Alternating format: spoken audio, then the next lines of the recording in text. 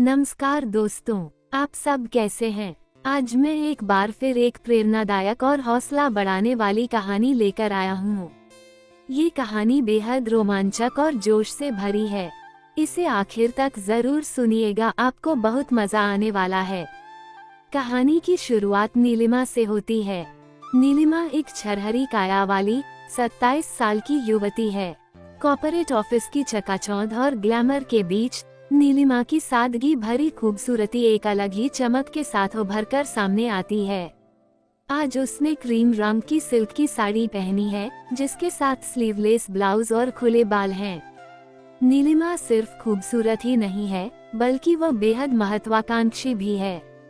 Office की विशाल कांच की खिड़कियों के बाहर मूसलाधार बारिश हो रही है। पूरे फ्लोर पर सन्नाटा पसरा हुआ है। उसके ज्यादातर सहकर्मी घर जा चुके हैं, सिर्फ नीलिमा के केबिन की बत्ती जल रही है। ऐसा इसलिए है क्योंकि आज उसे एक बहुत जरूरी प्रेजेंटेशन को अंतिम रूप देना है।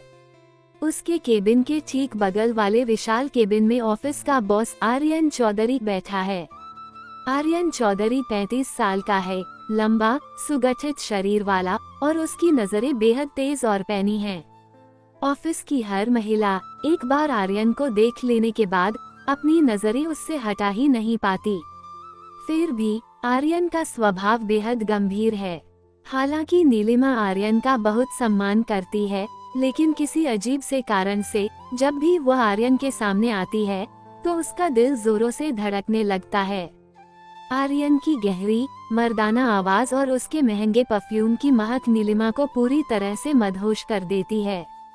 अब रात के 10 बज चुके हैं। अचानक इंटरकॉम पर आर्यन की गंभीर आवाज गूंजी, नीलिमा, फाइल लेकर मेरे केबिन में आओ। जैसे ही नीलिमा आर्यन के केबिन में दाखिल हुई, उसने देखा कि आर्यन अपनी लैपटॉप स्क्रीन को बड़े ध्यान से देख रहा है। नीलिमा की साड़ी की हल्की सी सरसराहट सुनकर आर्यन ने ऊपर देखा। आज उसकी आंखों में एक अजीब सी गहरी चाहत झलक रही थी। जब नीलिमा फाइल रखने के लिए मेज की तरफ झुकी, तो उसकी साड़ी का आंचल यानी उसका ढीला सिरा थोड़ा सा खिसक गया। आर्यन की नजरें तुरंत नीलिमा के गोरे कंधों और उसकी नंगी, खुली हुई पीठ पर जा टिकी। आर्यन अपनी कुर्सी से उठ खड़ा हुआ। वह धीरे धीरे नीलिमा के पीछे चला और वहीं खड़ा हो गया। नीलिमा अपनी गर्दन के पिछले हिस्से पर आर्यन की गर्म सांसों का स्पर्श महसूस कर सकती थी। नीलिमा, क्या इतनी रात तक काम करना सच में समझदारी है? आर्यन की आवाज आज कुछ ज्यादा ही धीमी और गहरी लग रही थी। नीलिमा ने कुछ बोलने की कोशिश की, लेकिन शब्द उसके गले में ही अटक गए। आर्यन ने अपना एक हाथ उसकी कमर पर रख दिया। उसकी साड़ी के पतले रेशमी कपड़े के आर पार उसके मजबूत हाथ के स्पर्श से नीलिमा के पूरे शरीर में एक सिहरन जैसे बिजली का झटका दौड़ गई। वह कांपने लगी। आर्यन ने फुसफुसाते हुए कहा, क्या तुम्हें एहसास है, नीलिमा, कि इस साड़ी में तुम कितनी मोहक लग रही हो?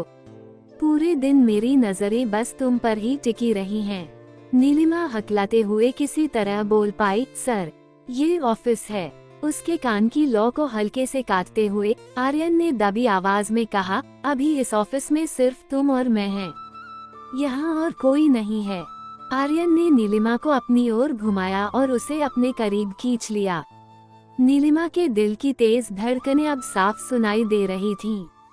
धीरे से आर्यन ने अपने हाथ से उसका चेहरा ऊपर उठाया। उम्मीद में नीलिमा के नम होंठ हल्के से खुल गए।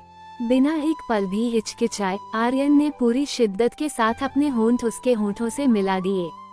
हालांकि नीलिमा ने शुरू में हल्का सा विरोध किया, लेकिन कुछ ही पलों में उसने आर्यन की मजबूत बाहों के आगोश में खुद को पूरी तरह से सौंप दिया। आर्यन के हाथ उसके शरीर के हर उभार को टटोलने लगे। एक एक करके नीलिमा के ब्लाउज के हुक खुलते चले गए। ऑफिस में रखी ओक की भारी भरकम मेज आज एक बिल्कुल ही अलग तरह की घटना की गवाह बन रही थी। आर्यन ने नीलिमा को उठाया और उसे मेज पर बिठा दिया। उसके लंबे पैर आर्यन की कमर से कसकर लिपट गए। बाहर गड़गड़ाते बादलों की ताल के साथ केबिन के अंदर भी शारीरिक जुनून का एक तूफान उमड़ पड़ा था। नीलिमा ने महसूस किया कि आर्यन के शरीर की कठोर मर्दाना बनावट उसके शरीर से सटकर उसे अपने सांचे में ढाल रही है। अपनी आंखें बंद करके उसने खुद को पूरी तरह से उस एहसास के हवाले कर दिया और उस पल के असीम सुख का आनंद लेने लगी। ऑफिस की खामोशी को चीरते हुए सिर्फ उन दोनों की तेज सांसों की आवाजें ही सुनाई दे रही थीं, जिनके बीच बीच में नीलिमा के होठों से दबी हुई आहें भी निकल रही थीं। आर्यन ने नीलिमा पर अपनी मौजूदगी की गहरी छाप छोड़ दी, उसकी गर्दन के नीचे से लेकर उसके खुले सीने तक एक निशान बनाते हुए। काफी देर तक हवस की आग में जलने के बाद जब आखिरकार उन्हें सुकून मिला, तब तक आधी रात हो चुकी थी।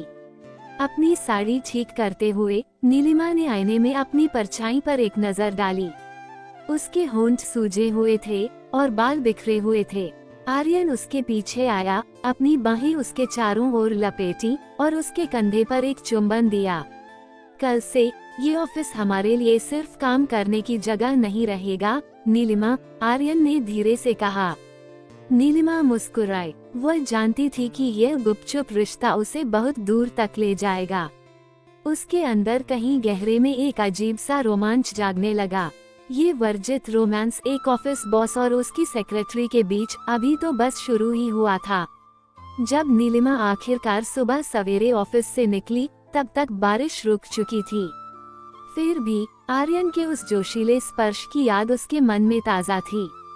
वह जानती थी कि आज रात से वह खुद को पूरी तरह से आर्यन के हवाले कर देगी, ठीक इसी तरह हर रात।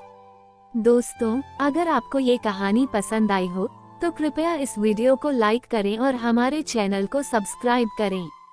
इसके बगल में बने बेल आइकन को दबाना न भूलें ताकि हमारी नई कहानियों के नोटिफिकेशन सबसे पहले आप तक पहुँचे।